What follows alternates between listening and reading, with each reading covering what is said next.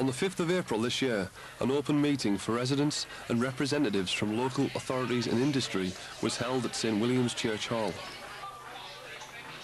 The meeting was organised by the Dormanstown Enterprise and Community Group, which is a group of determined residents fighting for change.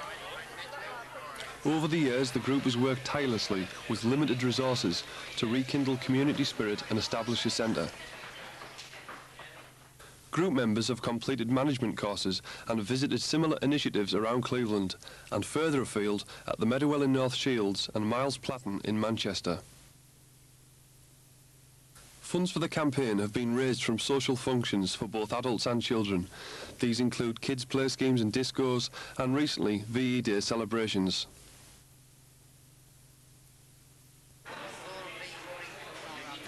At the meeting in April, local people showed their commitment and support for the group. The lukewarm response from the panel set local frustrations running high. Mr. Chairman. Yes, sir. Do you think ICI and Cartwright can help us? The upgrades down, we read about it, we get nothing. Ask them. Well, I'd certainly consider a request. Could you get that in our minutes, please, Andrew? I would like to know when we are going to get a community centre for everybody in Dormanstown. I mean, I've used the chapel for 20 years, but I mean, as you know, in the next month, the chapel is closing. And I've run the jazz band in Dormanstown for 20 years, and I've more or less taken 60 children off the streets every weekend. I mean, now we have nowhere to go. And if there's any way that the group can help, I'm sure that many would be, but... Yes, but the lady needs a building, and she's been on... We need a building. After having said that, she's been trying for 20 years, and after 20 years she is still here, without a building. But I mean, there's all these children roam about Dormanstown. I mean, all they want is somewhere to sit, maybe listen to records and talk. All right, the fun club is closing down because the chapel is closing down. If we had a base, we could house that fun club for the children and for all activities in Dormanstown. We're talking about two buildings just along the road here that are vacant. What support are they giving you towards using these premises? Why can't they be converted to community centres? I mean, they're stood there, they're going rotten. Which premises are those, Joe?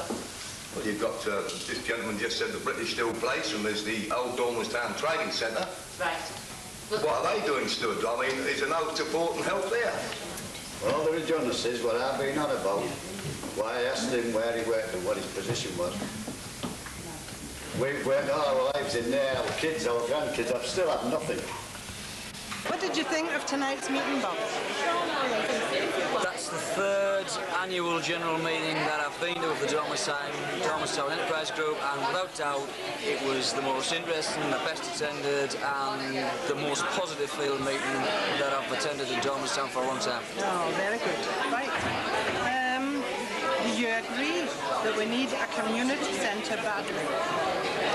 It seems as though the community of Dormanstown is now ready for a community centre, and I think that's a great way to build on your campaign for a centre in Dormanstown, wherever it's located. Yeah. And you still will support us? We will do whatever we can. The next step is the carnival, which is going to be a big event in July. But we'll have like a membership drive then. And I'm asking people not just to put your name to something, but put your feet there as well, and come and join us and try and make it a bigger group and a better group and a more powerful group where we might get things done. Now more than ever, people in Dormanstown need to get involved. We must increase the pressure of the campaign so that the authorities cannot ignore us. This is about the future of our town and our children after all.